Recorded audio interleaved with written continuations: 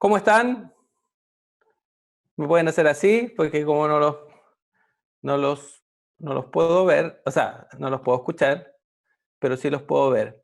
Denme un segundito para preparar un detalle acá antes de comenzar la presentación. Para mí es un gusto poder tener la oportunidad de compartirles el día de hoy un mensaje. Estuve revisando ahí mientras estaba eh, sin la cámara, algunos los conozco hace mucho tiempo. Algunos ya se me habían olvidado que los conocía.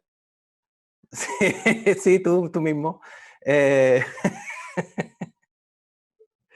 pero bueno, es un gusto estar aquí en familia, compartir con ustedes. Algunos no he tenido el privilegio de verlos todavía.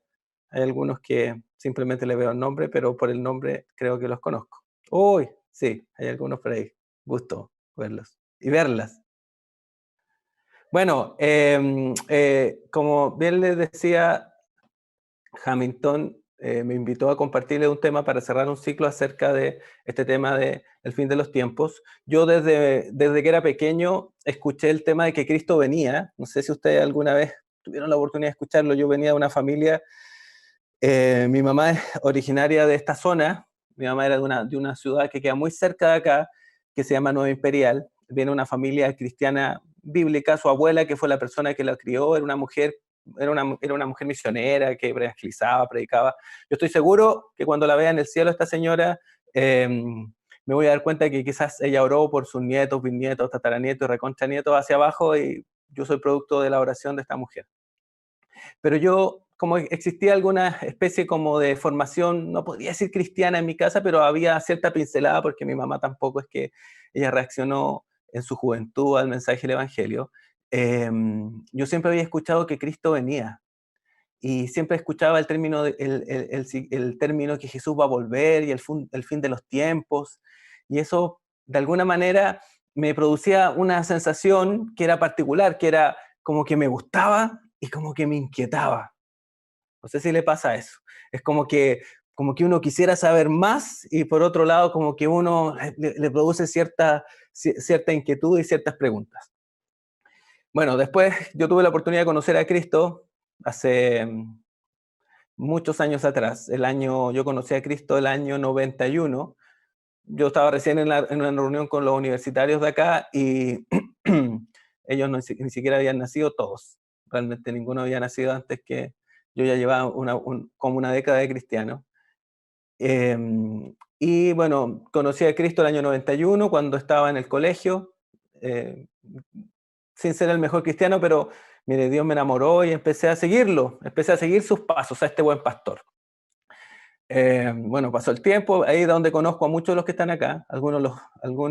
Unas cuantas canas que tengo acá son productos de mi relación con ellos. Sí, a ti te lo digo, no. Eh, se ríe porque se siente identificado. Eh, y el año 2004 empecé a servir al Señor después de salir de la universidad, empezar a trabajar, a hacer un emprendimiento y sentí el llamado de Dios, un llamado que al principio me resistí bastante, no era precisamente el estilo de vida que quería para mí mismo, pero llegó un momento que el peso del llamado de Dios fue más grande y decidí servirlo. Desde esa época he vivido ciertos procesos, Dios ha sido bueno conmigo, la sumatoria de todo ha sido bueno, sobre todo Dios me permitió casarme hace 11 años atrás, el año 2009, me casé, tengo dos hijos, algunos de ustedes lo conocen, a Josué, el más grande porque hemos ido, y Joaquín, que es mi hijo que tiene 9 meses. No, la cuarentena y el estallido social y le ha jugado en contra como para poder subirse a un avión al hombre y viajar a Santiago. Y aquí estoy sirviendo en Temuco hace 10 años, el Señor ha sido fiel acá, hemos estado en una tierra donde creemos que Dios va a cumplir las promesas que nos ha dado y estamos enfocados en hacer lo que nos enseñaron, que es ir y hacer discípulos a todas las naciones, predicar el Evangelio. Todo esto es la llenura del Espíritu Santo, dejándoles los resultados a Dios. Estoy replicando el modelo que todos ustedes están aprendiendo, lo mismo que hemos aprendido, enfocarnos en lo importante. Bueno, Como les iba contando, a mí toda la vida yo escuché que Jesucristo iba a volver, que Jesucristo que venía al fin de los tiempos, y eso causaba una sensación bien particular en mí porque por un lado como que me gustaba y por otro lado como que me daba susto. Bueno, cuando conocí a Jesucristo, empecé a leer la Biblia, empecé a entender exactamente de qué se trataba esto. Y es muy particular porque lo que les quiero compartir el día de hoy, a ver, compartir pantalla, yo todavía soy de esos que tengo que mirar así. Aquí está. Vamos a hablar de un asunto particular y es la siguiente pregunta que quiero que respondamos, que es, la primera es, ¿por quién viene Cristo? Si la Biblia dice que Cristo va a volver, ¿a qué viene y por quién viene? Y si estamos preparados para que para ese día. Si ustedes estuvieron estudiando los temas de las profecías, se dieron cuenta que todas las profecías se han cumplido a perfección.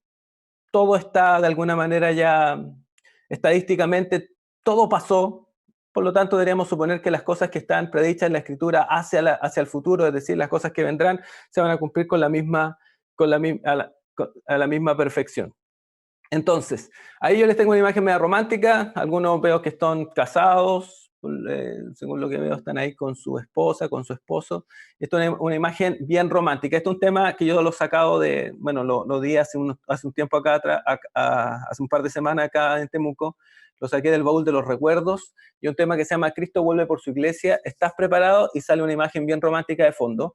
Porque esto es interesante lo que vamos a descubrir el día de hoy. ¿A qué se refiere esto de que Cristo va a volver y por quién Cristo va a volver? Yo quiero que tú reflexiones el día de hoy si tú eres parte de ese grupo que va a volver. Para esto vamos a hacer un estudio muy interesante y es lo siguiente. La primera pregunta que aparece ahí, yo Hamilton, necesito que tú me leas los versículos, por favor. La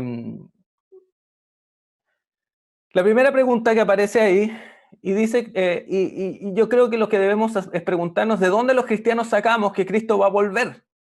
Hoy día decirle a una persona que no conoce a Dios, que no tiene una relación dinámica con Dios, que Cristo va a volver, suena así como película de la Guerra de las Galaxias o una película de ciencia ficción.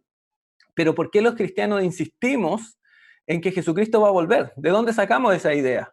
¿La inventamos? ¿Fue algo que se inventó a través de los años? ¿Se han dado cuenta que mucha gente tiende a decir que todas las cosas de la Biblia se inventaron ahí en algún monasterio oculto en la edad media? ¿De dónde los cristianos sacamos la idea que Jesucristo va a volver? A ver, los cristianos sacamos la idea de que Jesucristo va a volver de una promesa que Jesucristo le hizo a sus discípulos desde este minuto hace ya casi 2000 años atrás.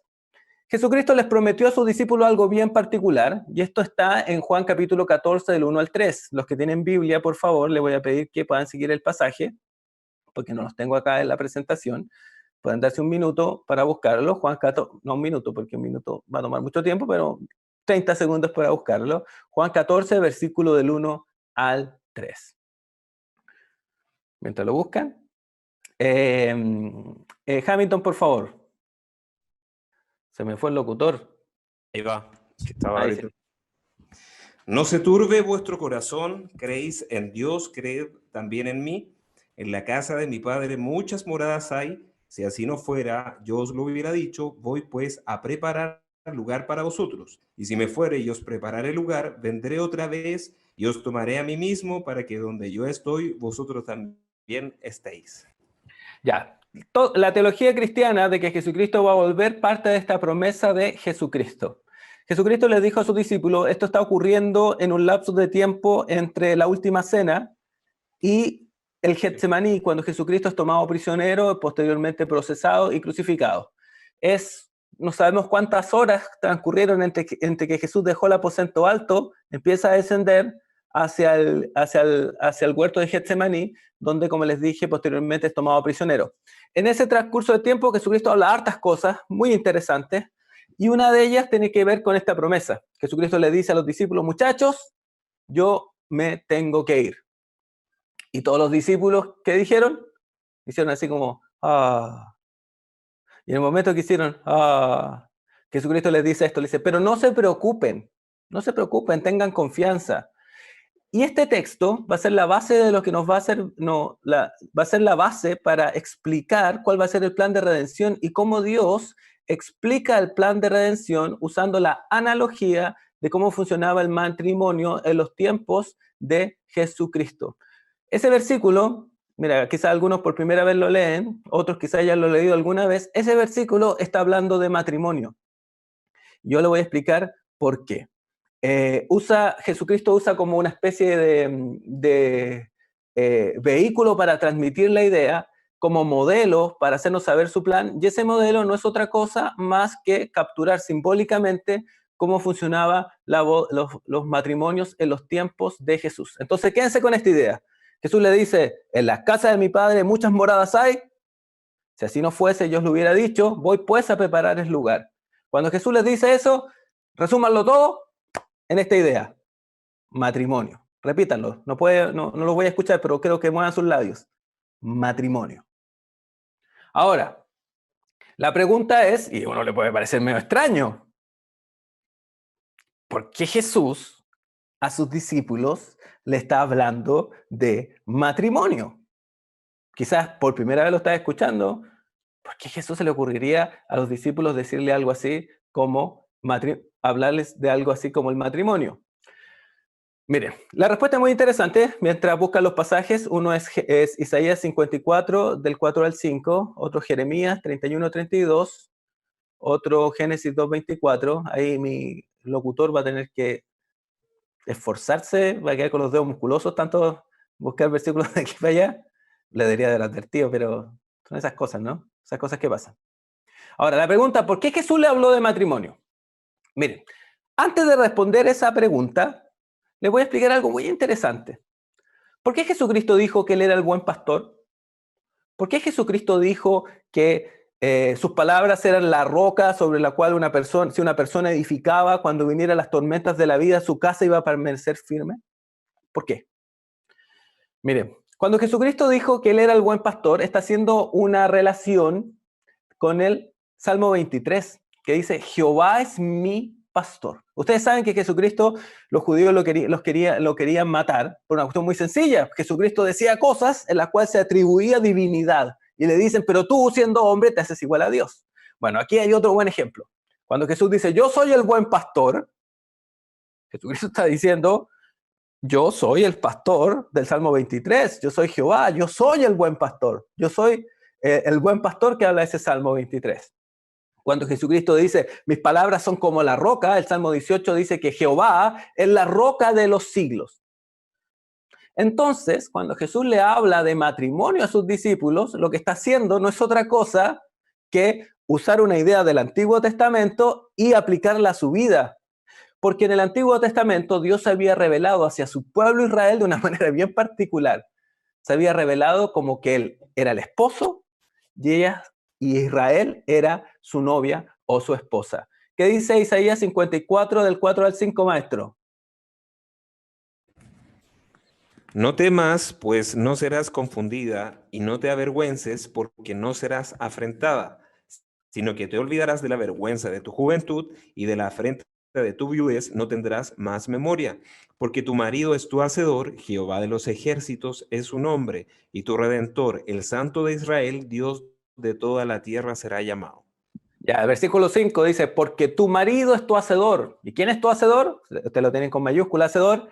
Jehová de los ejércitos es su nombre. Dios se había revelado en el Antiguo Testamento hacia su pueblo escogido con esta idea. Ustedes son la novia, yo soy el novio. Ustedes son la esposa, yo soy el esposo. Jeremías 31, 32. Oh, maestro. ¿Cómo se llamaba la voz en off de Buenos Días a todos? Pato Fres. Patito Fres, te voy a poner. Patito. ¿Qué dice Patito? No como el pacto que hice con sus padres el día que tomé su mano para sacarlos de la tierra de Egipto, porque ellos invalidaron mi pacto, aunque fui yo un marido para ellos, dice Jehová.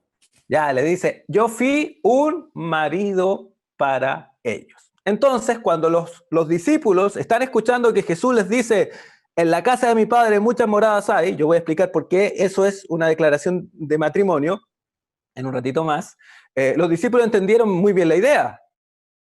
Y no era una idea rara para ellos, porque para su pueblo Dios siempre se había referido como un esposo con Israel, y Israel era su esposa. Por lo tanto, Jesucristo, cuando menciona esto, está haciendo una declaración de divinidad, porque se está atribuyendo una cualidad que es solamente única de Dios. Dios es el esposo, Israel y el pueblo escogido es la novia. Ahora, la gran pregunta y del milenio y que se gana el premio acá, cuando estaban haciendo el juego, ¿por qué usa la analogía del matrimonio? Bueno, muy sencillo, porque parte con una pregunta.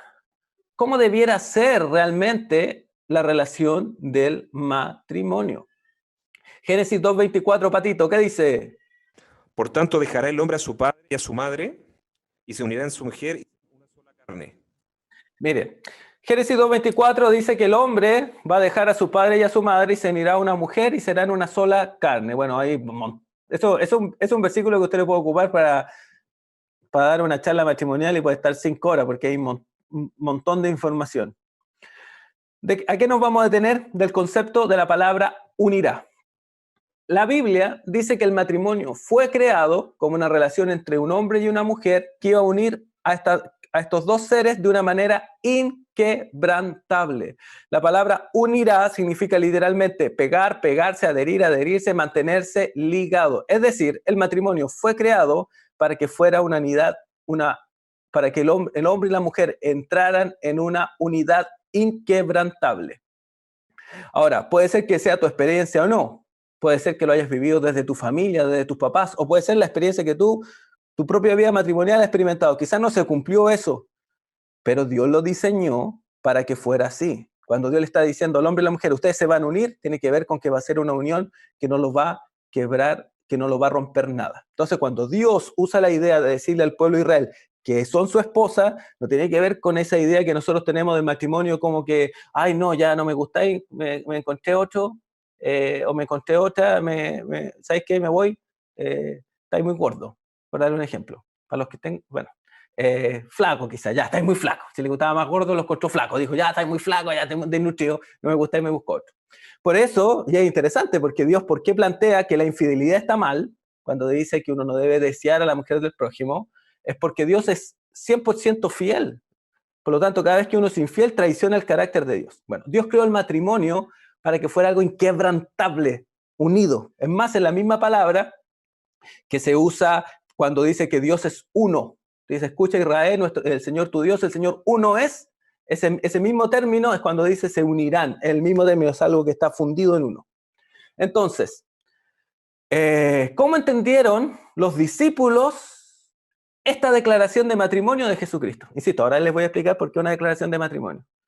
Lo entendieron perfecto, para ellos no hubo ningún conflicto. Es más, si usted va a Apocalipsis, va a Apocalipsis, las epístolas de Juan, las epístolas Paulinas, la idea de que Jesucristo era el novio y que la iglesia y los creyentes eran la novia, era una idea que ellos desarrollaron a través de todo el resto del Nuevo Testamento. ¿Qué dice Efesios 5, 31, 32, por favor?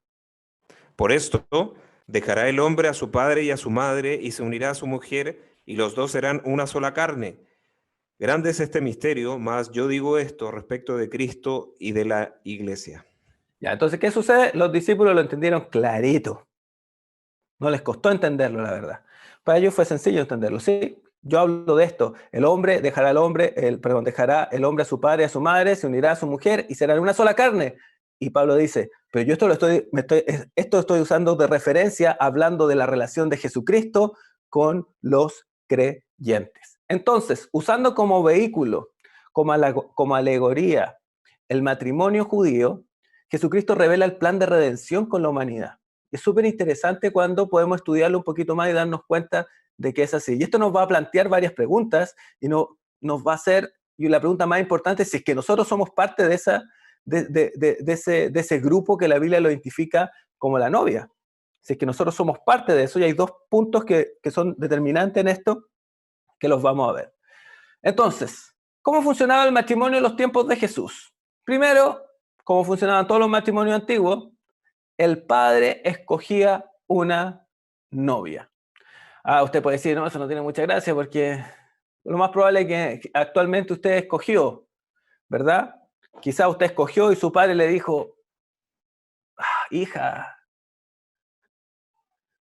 como que no me convence. Y usted le dijo algo así como, pero papá, es tan chistoso. Como que de chiste uno vive después, po.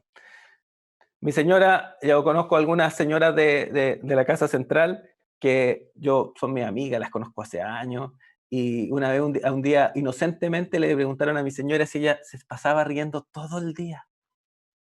Y mi señora, bueno, dijo, sí, claro, le dijo, fíjese cómo me río todos los días, a cada minuto del día. Eh, bueno, como de chiste nadie vive, y como chistoso, no, es que yo he conocido mujeres que se enamoran porque se viste tan bonito. Oye, yo he escuchado gente que dice, es que usa unos perfumes. Claro, si perfumado, bueno, en fin, ya. Bueno, en los tiempos de la Biblia, a diferencia de lo que hoy día, sí, el padre escogía a la novia. Y eso es bíblico. ¿Qué dice Efesios 1 del 3 al 5, maestro? Bendito sea el Dios y Padre de nuestro Señor Jesucristo, que nos bendijo con toda bendición espiritual en los lugares celestiales en Cristo, según nos escogió en Él antes de la fundación del mundo, para que fuésemos santos y sin mancha delante de Él, en amor, habiéndonos predestinado para ser adoptados hijos suyos por medio de Jesucristo, según el puro afecto de su voluntad. Ya, entonces la Biblia es clara en decir que Dios pensó en nosotros antes de la fundación del mundo y Dios nos llamó. Dios pensó en nosotros. Mira, si tú estás escuchando esto, Dios pensó en ti y Dios te llamó. Dios te escogió. ¿Qué dice el punto 2? Después de que el padre escogía, se fijaba, venía un proceso que es bien interesante, que se llamaban a un personaje que se conoce en la Biblia como el amigo del esposo. El amigo del esposo no era más que un intermediario, tanto de la novia como del novio, que se juntaban y empezaban a hacer las negociaciones. Empezaban a decir, mira, hay un súper buen muchacho en el pueblo allá al lado. Oye, un 7 el hombre. Sajador. Todas esas cosas, ¿no? Simpático. Y hay algunas que están aquí solteras y dicen, ¿dónde está eso? Que no me lo han presentado. Buena onda. Bueno para bailar. Importante. No sé, ni toma, no le bebe. Entonces empezaban así las negociaciones. Bueno, estoy exagerando. Pero iba el amigo del esposo, se juntaban estas dos personas y empezaban una negociación. Ahora, es bien interesante, en todo este proceso, a diferencia de en otras culturas, la novia judía no estaba obligada a casarse. O sea, ella podía escoger en cualquier momento y lo vamos a ver un ratito más. Ella podía decir, no, muchas gracias, así como estoy bien. Ahora, bueno, habría que estar ahí los pantalones de ella también para decir si decía que no, pero bueno, ese se decía que no, pero eso ya era responsabilidad de ella. Ahora, según la Biblia, ¿por qué digo? Miren, todos los pasos del matrimonio judío están en la Biblia. ¿Qué dice Juan 3, 27 al 29? Bueno, se lo voy a leer yo. Respondió Juan, Juan el Bautista, y dice, no puede el hombre recibir nada a menos que le sea dado del cielo. Vosotros mismos me sois testigos de que dije, yo no soy el Cristo, sino que soy enviado delante de él. Y aquí viene la parte clave, 29, dice, el que tiene a la esposa es el esposo, pero el amigo del esposo, el que está a su lado y lo oye, se goza grandemente de la voz del esposo, por eso mi gozo está completo. Entonces, si nosotros vamos a ocupar esta alegoría del matrimonio de la época, tenía que haber un padre que escogía. La Biblia dice que sí hubo un padre que escogió, nuestro Padre Celestial, el Señor del cielo y la tierra, y miró nuestra vida y nos llamó. Segundo, tenía que haber un amigo del esposo que era el que era de alguna manera era como el que iba adelante, el primero a empezar a hacer los preparativos, y la Biblia dice claramente que había un amigo del esposo, y Juan el Bautista se reconoce como el amigo del esposo porque él les dice a la gente, oigan, arrepiéntanse de sus pecados, el reino de los cielos se ha acercado. Y lo tuvimos. Y es más, Juan el Bautista, él mismo se reconoce usando ese rol. Dice, el amigo del esposo, refiriéndose a él, el que está a su lado, lo oye y se goza con él. Entonces tenemos dos puntos que se cumplen en la Biblia. El tercer punto. Esta parte es bien interesante porque esto se llama, el matrimonio judío tenía una particularidad, no sé si poder explicarlo bien ahora, o sea, si podríamos tener alguna imagen de cómo con nuestra realidad es difícil, pero el matrimonio judío estaba dividido en dos partes. Una que se conocía como el desposorio, que era el compromiso, y otro era el matrimonio en sí, cuando se consumaba el matrimonio. Pero esta etapa era tan importante como la otra. Nosotros usamos usamos el concepto de compromiso y usamos la idea de que una persona va a buena onda, se arrodilla, le pide el matrimonio y todo romántico y listo. Pero en verdad, esta primera etapa era muy importante y esta primera etapa se cumplió también delante de los hombres, se cumplió delante de nosotros. Dice que una vez que empezaba esta negociación, se cumplía este proceso que se llamaba los desposorios. ¿De qué se trataba esto? Este era el primer paso del matrimonio en sí y se conoce también como santificación. ¿De qué se trataba? El novio iba a la casa de la novia y hacían un pacto, literalmente un pacto. ¿Usted ha escuchado el término pacto en la Biblia? Nosotros conocemos en la Biblia el Antiguo Testamento y el Nuevo Testamento. La palabra testamento a nosotros nos suena diferente a lo que realmente quiere significar. En verdad es como antiguo pacto y nuevo pacto, y para hacerlo más sencillo todavía, antiguo contrato y nuevo contrato. Ellos firmaban un contrato. Había un papelito, esto es una servilleta, no es el papelito, y en ese papelito se estipulaba una serie de cláusulas, generalmente que tenían que ver con la relación y los compromisos que tomaba el novio hacia la novia, y se firmaba. Después de esto, se pagaba un precio. ¿Qué es lo que dice 1 Corintios 6:20? No sé si Patito está por ahí o no. Sí. Ah, ya. Porque habéis sido comprados por precio, glorificad pues a Dios en vuestro cuerpo y en vuestro espíritu, los cuales son de Dios. Ya, la Biblia dice que Dios pagó, o mejor dicho, Jesucristo pagó por nosotros. Estoy hablando del matrimonio de aquella época. Ya, no estoy diciendo que usted ahora se va a casar y tiene que empezar a pensar cuánto es lo que tiene que pagar. Era como funcionaba ya. Porque yo estoy seguro que todos los que son casados no hubieran alcanzado el dinero del mundo para pagar por nuestra esposa. ¿Cómo quedé? Entonces, una vez que se pagaba esto, pasaba algo bien especial, se firmaba este contrato y se hacía algo que era bien simbólico y era como se firmaba el contrato. Usted sabe que cuando firma un contrato, ¿qué hace? Le pasan un papelito, le dice ponga su firma aquí, le ponen una rayita, usted agarra un lápiz, ¿verdad? En una notaría, no sé, y usted firma, ¿verdad?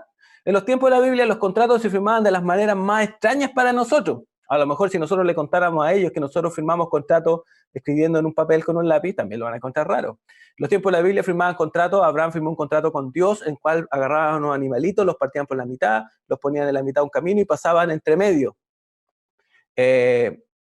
Usted ha leído el libro de Ruth, dice que ellos firmaban un contrato en cual uno le pasaba un zapato al otro. ¿Se imagina? Usted va a una notaría y se saca un zapato y se lo pasa al otro y le dice, toma, mira, aquí está el zapato, y el otro le dice, ya listo, estamos bien, firmado el contrato. Rarísimo, ¿no? Bueno, en los tiempos de la Biblia, en los tiempos de Jesucristo, este pacto matrimonial o este contrato matrimonial también se firmaba, y se firmaba de una palabra, de una manera bien particular. ¿Saben cuál era? El joven tomaba una copa, la llenaba de vino y se la ofrecía a la novia. Y ahí la novia era el último, decía, ahora o nunca. O me arrepiento ahora o ya a lo hecho pecho. Y le ofrecía la copa, y si ella tomaba la copa y bebía de la copa, era la señal de que ella había aceptado el pacto. Era como la firma de lo que nosotros conocemos ahora. Si ella no quería casarse, ella tenía el derecho a no escoger, no sé, lo encontraba muy cabezón, no sé, y no le gustaba, podía decir, no, ¿sabes qué? No, tan cabezones no me gustan, y podía rechazar, firmar el contrato, es decir, rechazaba la copa. Y así el contrato no se firmaba, simplemente no había nada. Ahora, este proceso llamado el compromiso, en verdad se llama los desposorios, no era lo mismo que el matrimonio. Entre un acto y el otro podía pasar en promedio un año entre medio. Y no se deben confundir las dos cosas, porque en este momento ellos tenían un contrato, legalmente estaban casados, pero no se habían unido físicamente, no habían consumado el matrimonio físicamente. Si usted ha leído la Biblia alguna vez, estoy hablando para los quizás que están por primera vez escuchando una reunión así, ¿nunca le ha llamado la atención que dice la Biblia que María concibió estando desposada con José y era virgen? Y a mí me costaba, como que las matemáticas no me hacían cuando yo leía ese tema de que María estaba desposada con José y era virgen. O sea, José era santo, pero al máximo. Imagínense, estaba casado con esta mujer y la mujer todavía estaba virgen. ¿Cómo lo hacía? Bueno, la verdad es que María concibió del Espíritu Santo en esta etapa intermedia, cuando ella estaba en este compromiso con José, en el desposorio. Aún no se había unido con ella.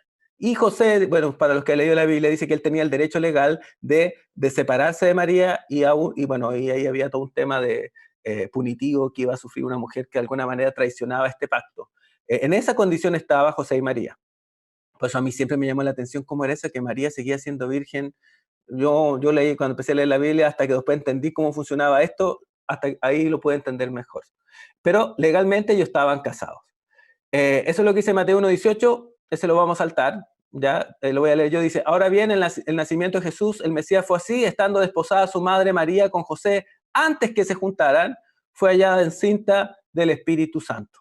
Juntar es un eufemismo bíblico para decir que se unieran sexualmente, ¿ya? No es que se juntaran así, no sé, oye, antes se juntaron a ver una película, bueno, sí, pero no había película, se juntaron a ver una función de títere, no, se unían físicamente, sexualmente. Antes era virgen y había concebido. ¿Por qué? Porque estaba en esta primera etapa. Ahora, ¿esto se cumple en el Nuevo Testamento de Jesús con sus discípulos? Sí. ¿Qué dice Lucas 22:20, por favor, maestro? De igual manera, después que hubo cenado, tomó la copa diciendo, esta copa es el nuevo pacto en mi sangre que por vosotros se derrama. Ya, Jesucristo le está diciendo a los discípulos que hay un pacto, un contrato. ¿Ves? Le dice, esta copa es la copa de un contrato. Y le hace un término bien particular porque hace también toma una idea del Antiguo Testamento que lo voy a explicar ahora. Le dice, este es el contrato. ¿Lo toman? Y se lo ofrece a los discípulos. Bueno, la Biblia dice lo que sucede, que los discípulos tomaron de la copa. Le voy a leer la versión, nueva traducción viviente, una paráfrasis. Dice, después de la cena, tomó en sus manos otra copa de vino y dijo, esta copa es el nuevo pacto entre Dios y su pueblo, un acuerdo confirmado con mi sangre, la cual es derramada como sacrificio por ustedes. Ahora, ¿cuál es este nuevo contrato? Miren, para explicarlo, o este nuevo pacto, para explicarlo tienen que tener en su cabeza la palabra contrato. En el Antiguo Testamento, que es 2/3 de la Biblia, a ver, sí, un poquito más por acá, ya, por aquí, 2/3 de la Biblia, el Antiguo Testamento habla de una serie de contratos de Dios con los hombres. Cuando usted hace un contrato, las dos partes se comprometen a algo, ¿verdad? Por ejemplo, usted compra una casa, el contrato es que esta persona que construyó la casa se la entrega y usted por el contrato se compromete a pagársela o se la paga. Bueno, el Antiguo Testamento tenía muchos de estos contratos. Hay contratos con Abraham, hay contratos con Moisés, hay contratos con Adán, hay contratos con David, hay una serie de contratos. Pero todos estos contratos tenían un problema. O mejor dicho, yo pienso que Dios los dio para demostrar algo. Todos estos contratos decían lo siguiente, las dos partes tenían que cumplir algo. Los hombres y Dios tenían que cumplir una parte. ¿Qué pasaba? Que en todos los contratos había una parte que fallaba. ¿Cuál era esa parte que fallaba? Esa parte siempre eran los hombres. Los hombres siempre fallaron. Dios cuando le da el contrato a Moisés, expresado en los 10 mandamientos, lo que Dios estaba demostrando que el hombre iba a fallar, que no podía salvarse por su propio esfuerzo, que no podía cumplir con el estándar divino. Mire, a usted Dios le pide perfección. Y por más que se esfuerce, no lo va a lograr. Yo una vez di un tema a los universitarios y les dije lo siguiente.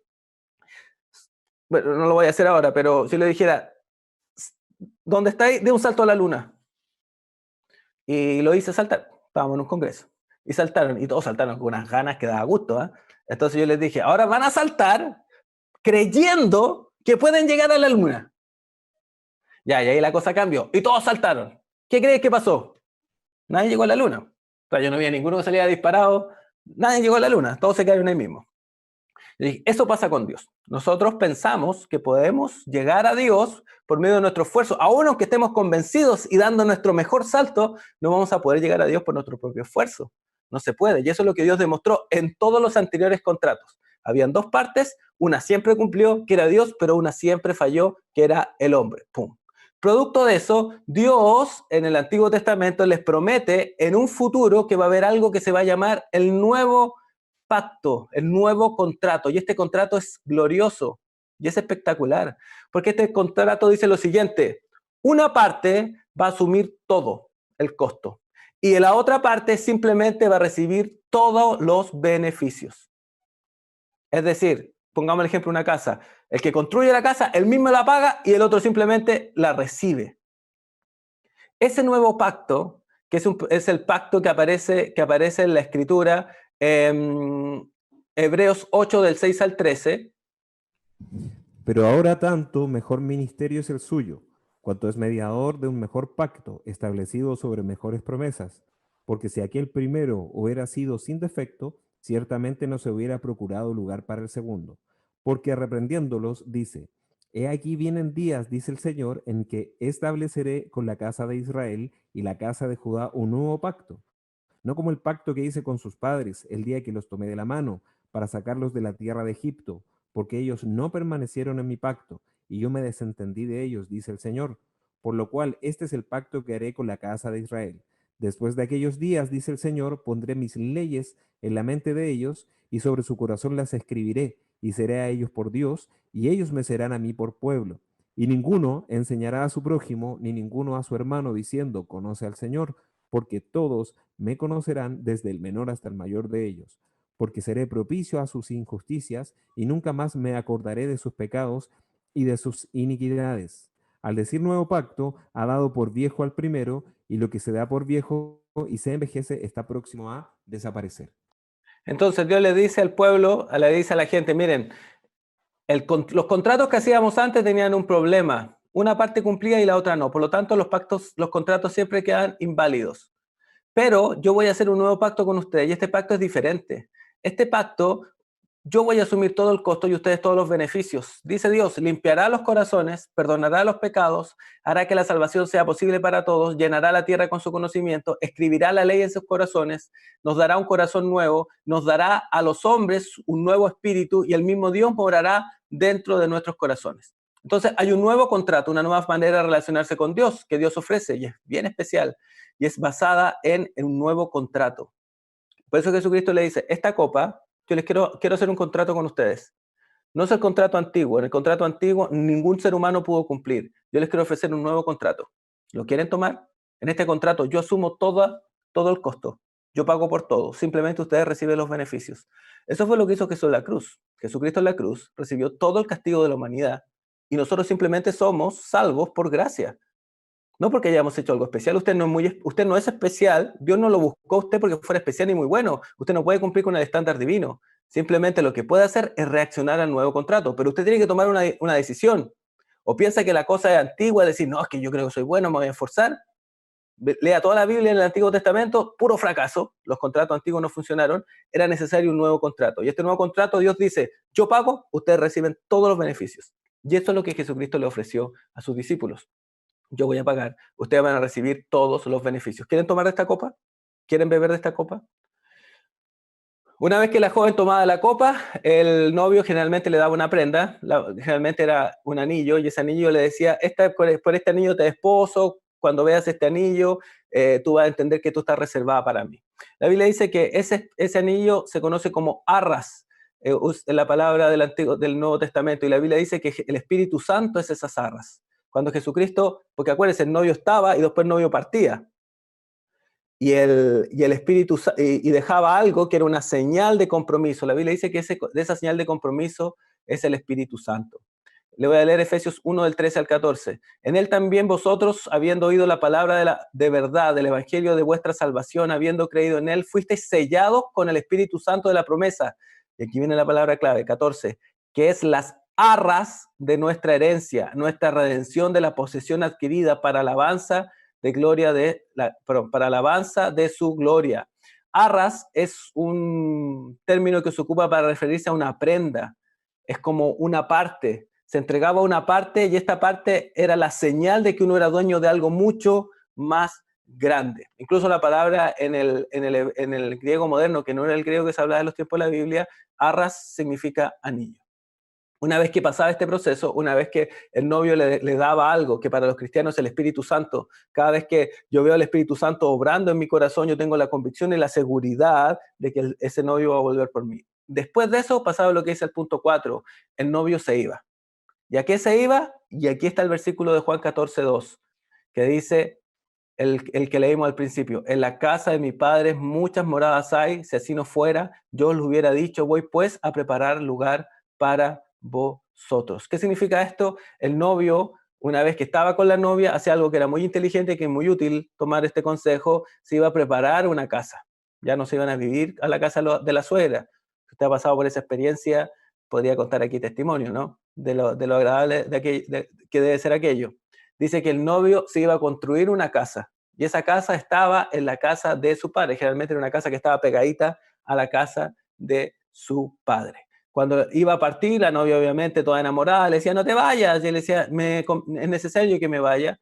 ¿Cuándo vas a volver? Y le decía, nadie sabe cuándo voy a volver. Solamente mi padre sabe cuándo tengo que volver. Y él partía. Y entre esta primera experiencia, cuando se firmaba el pacto que se llamaba desposorios, y cuando el novio volvía podía pasar aproximadamente un año. Algunos dicen que hasta 2 años podían pasar. Y se iba a construir esta casa. Por eso cuando Jesucristo le dice en Juan 14:2, que fue el primer verso que leímos, que él iba a preparar una casa, yo les dije que Jesucristo le estaba hablando de matrimonio. Eso fue lo que entendieron los discípulos. Estaba usando la analogía de cómo funcionaba el matrimonio. ¿Qué pasaba después? Que el novio se iba. Pasaba algo muy especial. La novia tenía que, y ahí dice, separarse y purificarse. Aquí, Hamilton, por favor, Efesios 5, 25 al 27. Maridos, amad a vuestras mujeres, así como Cristo amó a la iglesia y se entregó a sí mismo por ella, para santificarla, habiéndola purificado en el lavamiento del agua por la palabra, a fin de presentársela a sí mismo una iglesia gloriosa, que no tuviese mancha ni arruga ni cosa semejante, sino que fuese santa y sin mancha. Como que, no sé si el internet está malo acá, pero de repente como que hablaba lento y de repente como rápido. Miren, ¿qué es lo que tenía que hacer la novia, esta mujer que había firmado este contrato con este joven? Dice la Biblia que tenía que entrar en un proceso de purificación. Dice, Jesucristo amó a la iglesia para santificarla, habiéndola purificado en el lavamiento del agua por la palabra. ¿Qué es purificarse? ¿Y cómo yo me purifico? La Biblia es muy clara. Dice que lo que purifica la vida de una persona, si usted está conociendo a Cristo, lo que va a purificar su vida es la palabra de Dios. Eso lo va a purificar. Dice, lo que lo purifica es la palabra. La novia, bueno, este era otro detalle, pero ya había sido lavada completamente, ahora tenía que empezar a separarse del mundo, ya santificarse y purificarse para ser única y exclusiva de su futuro novio. La Biblia dice que nosotros fuimos lavados por la sangre de Cristo. Hay un pasaje muy interesante en Juan que dice que cuando Jesucristo le estaba lavando los pies a los discípulos, Pedro no se quiso lavar los pies y después que Jesús le dijo, bueno, si no te lavas los pies conmigo, no tienes parte conmigo, Pedro, muy impulsivo, le dice, entonces báñame entero. Y Jesús le dice, Pedrito, otra vez, ¿no? Y le dice, Pedro, los que ustedes hayan sido lavados completamente, ustedes simplemente tienen que lavarse los pies. Yo quiero hacer detenerme aquí un segundo, porque es interesante el concepto de lavarse los pies. En la mentalidad de la gente incluso del Medio Oriente aún, cuando entran a sus lugares sagrados, se sacan los zapatos y se lavan los pies. Y usted se preguntará, sí, ¿por qué? ¿Una cuestión higiénica? No, en verdad, ¿por qué? Porque la idea es que los pies es lo único que tiene contacto con el mundo. O sea, a menos que usted camine en 4 patas, pero si usted camina, sus pies son los que tocan la tierra. Entonces, como lo mundano es lo malo, a las personas, la gente del Islam lo hace así, al entrar a estos lugares santos se lavan los pies, están diciendo que se están purificando de lo mundano. Y eso es lo que Jesucristo dice, que la esposa, y estas son las dos cosas que certifican quién realmente es la esposa de Cristo, primero se santifica. ¿Y cómo no se santifica? Apartándose del contacto con el mundo, de lo terrenal. ¿Y qué lo va a santificar? ¿Y qué lo va a limpiar? Solamente la palabra de Dios. Usted no puede decir que es cristiano, ni que es una persona que busca a Dios y que está en paz con Dios y que Jesucristo va a volver para usted, si usted no es una persona que desde que conoció a Jesucristo está santificando sus caminos. La Biblia dice, Dios no puede ser burlado, lo que el hombre siembra va a cosechar. Esa es la primera parte y es muy clara para ver si usted va a ser ese grupo de personas por los cuales Jesucristo va a volver. ¿Usted realmente puede dar testimonio en su vida que ha santificado su vida? ¿O simplemente tiene un ritual religioso? ¿O vive una vida cristiana pero usted sabe si se está santificando? ¿Y cuál es la manera de santificarse? El agua de su palabra. Y la otra característica esencial para identificar a la novia, la primera es que se santifica. Miren, yo en esta ciudad de Temuco, acá hay una cantidad de gente que participa en iglesias cristianas, pero increíble. Yo creo que aquí hay iglesias cristianas cada cuadra. Eh, Ahora, para sorpresa mía, es que me he encontrado con que mucha gente, exacto, participa en la iglesia, pero de cristiano no tiene mucho. Su estilo de vida no se condice con eso. No hay una santificación, no hay una transformación de su carácter. Ya, entonces la novia se identifica primero por ese carácter. ¿Por qué? Porque se santifica, su vida es transformada, se aparta para Dios. Y segundo, porque siempre está lista y preparada y anhela que venga el novio. Como la novia, cuando el novio partía, la novia no sabía cuándo iba a volver, eso significaba que ella siempre tenía que estar lista, tenía que esperar con ansia.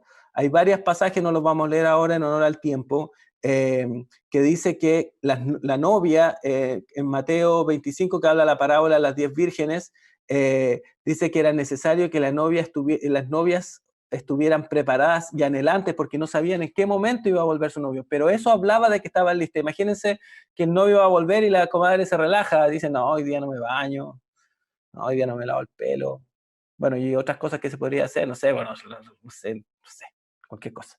Y no se preparaba, y justo llegaba el novio y lo encontraba en esas condiciones. Bueno, una de las cosas que certifica que una persona es efectivamente aquellos por los cuales Jesucristo va a volver es porque está anhelando esto. Quizás usted lo está escuchando por primera vez y le da esa mezcla entre como gustito y como susto, gustito y susto, gustito y susto.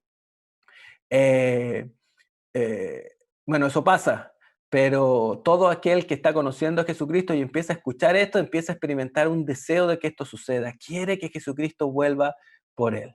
Una vez que esto pasaba, en este periodo, acuérdense, pasaba un año, la novia firmaba este contrato, el novio se iba, pasaba todo un año promedio, podían pasar una semana, 2 semanas, un mes, 3 meses, algunos les dije hace un rato hasta 2 años. Llegaba un momento en que el padre le daba permiso a la novia, perdón, al hijo para ir a buscar a la novia. Algunas personas que niegan la divinidad de Jesucristo, algunas sectas que hablan que Jesucristo no es Dios, usan este versículo para decir que como Jesucristo le dice, bueno, yo no sé cuándo voy a volver, eso solamente lo sabe el Padre, es una clara evidencia de su falta de divinidad. La verdad es que es todo lo contrario, porque usando esta analogía, Jesucristo está diciendo cómo funcionaba el matrimonio, solamente el Padre daba la orden. Cuando el Padre veía que todo estaba listo, el Padre daba la orden. Marcos 13, 4 y 32 dice, dinos, ¿cuándo serán estas cosas y qué señal habrá cuando todas estas cosas hayan de cumplirse? 32. Pero de aquel día y de la hora nadie sabe, ni aun los ángeles que están en el cielo, ni el Hijo, sino el Padre.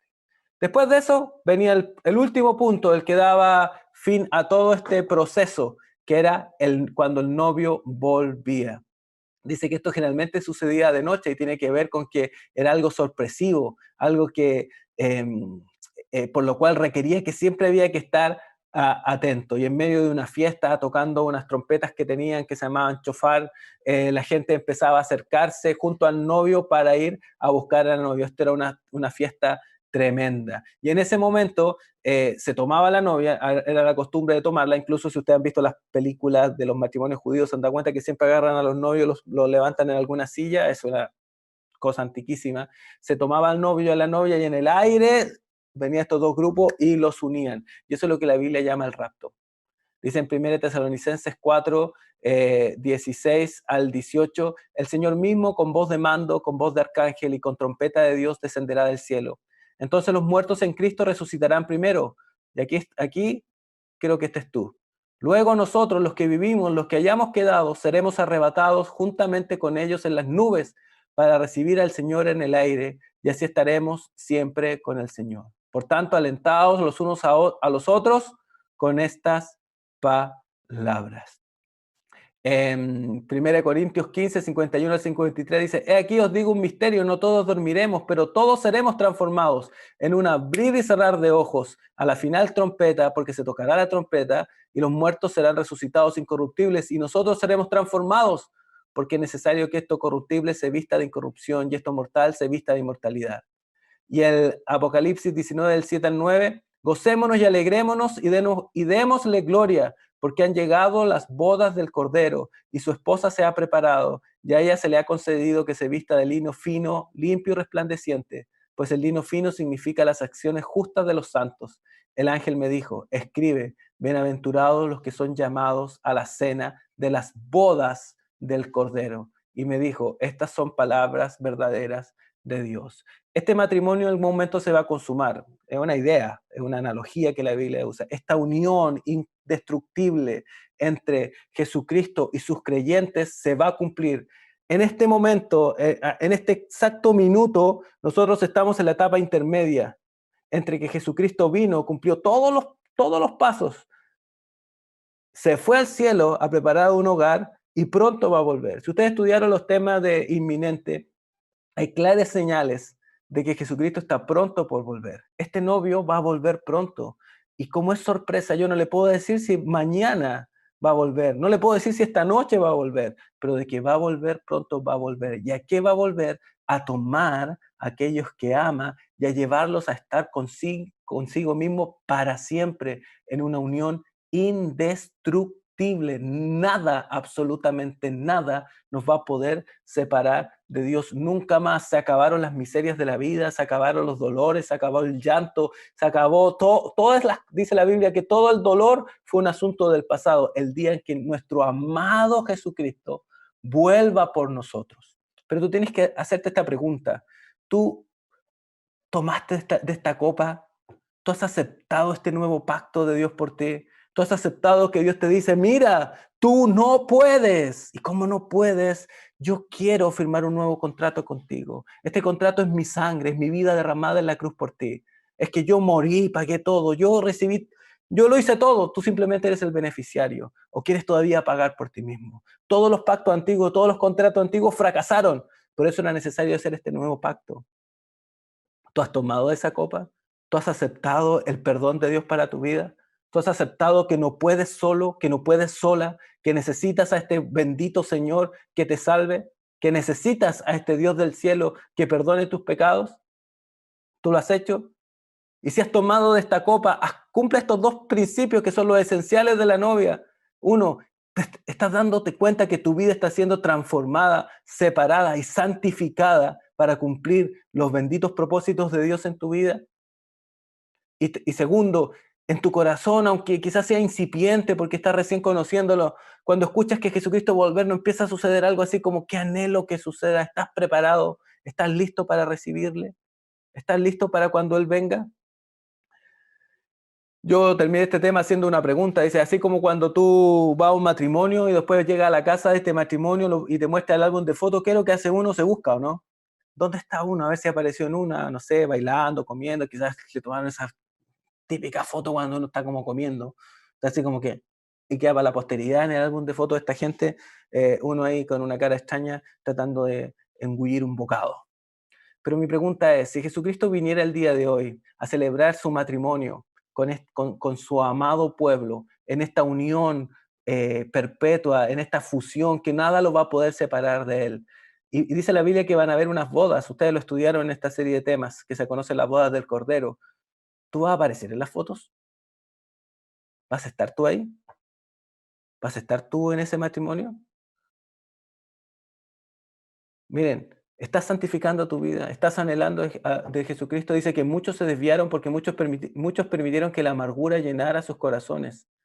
Dice Pedro que algunos burladores vendrían al final de los tiempos burlándose de la venida de Jesucristo y algunos se angustiarían con eso y dirían, bueno, sí, Jesucristo no vino. En el momento que usted saca los ojos del cielo esperando que venga este divino, amado Señor y se empieza a mirar a sí mismo, le aseguro que la amargura lo llena.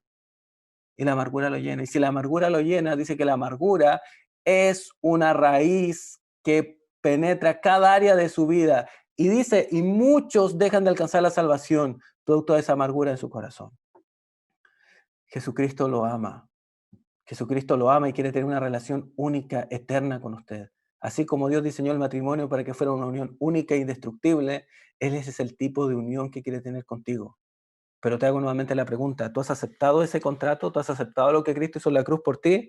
¿O todavía piensas que es algo que tienes que ganarte por ti mismo? Es algo que tú tienes que lograr. Jesucristo ilustró esto y a la luz de lo que hemos estudiado se ha cumplido todo. Falta simplemente el último punto. A ver, lo voy a poner acá. El punto 8, cuando el novio vuelva. Y el novio va a volver. Les invito a que oremos. Señor Jesucristo, te pedimos que tu palabra nos ministre el día de hoy. Tú has querido establecer una relación con nosotros, una relación que nos cambie de lo más profundo de nuestro ser. Esto no es religión, esto no es cumplir con un movimiento cristiano, con una iglesia, esto no es cumplir simplemente con un esposo, una esposa, un pololo, una polola. Esto es una decisión que cada uno debe tomar de manera personal. A cada uno Jesucristo le ha extendido la copa de este nuevo contrato, que es su sangre, que es su vida derramada en la cruz, un nuevo contrato en el cual les dice que no pueden pagar por ellos mismos. No puedes pagar por ti. No se puede. No puedes tú solo. No puedes. Tienes que aceptar la única forma de salvación, que es un contrato en el cual Jesús asume todo el costo. Cuando Él murió en la cruz, te está demostrando que tú no podías, pero te extiende las manos hoy día y te lo ofrece. ¿Quieres recibirlo? Dice que este es un pacto de gracia, porque no depende de nuestros méritos, únicamente descansa en las promesas y en la misericordia de Dios. Jesucristo va a volver un día y va a volver para que nos unamos con Él en una unión eterna, en una unión para siempre, en una unión gloriosa, en una unión que nada la pueda destruir. Se cumplirá lo que les prometió a los discípulos allá en Juan: en la casa de mi Padre muchas moradas hay, tranquilos, yo voy a ir a prepararles lugar y en algún momento voy a volver. Nosotros estamos en esa etapa intermedia. El novio hizo el contrato hace 2000 años y partió. Podemos pensar que 2000 años es mucho tiempo, pero la Biblia dice que para Dios 1000 años son un día y un día como 1000 años. Para Dios no ha pasado tanto tiempo. Y un día nuestro amado Jesús regresará. Y dice la Biblia que así como el novio iba hacia la casa de la novia y la novia era tomada de su casa y llevada a encontrarse en andas con el novio, así un día Jesucristo volverá hasta las nubes y nos arrebatará. Y nos llevará a encontrarnos con Él en el aire, dice la Biblia. Y así estaremos para siempre con Él, con nuestro amado Jesús, con aquel que ama mi alma, con aquel que ama mi corazón. Señor, te agradecemos, Papá Dios, por tu palabra el día de hoy. Bendícenos, Señor. Quedamos en la presencia de tu Hijo Jesús. Te adoramos, Señor.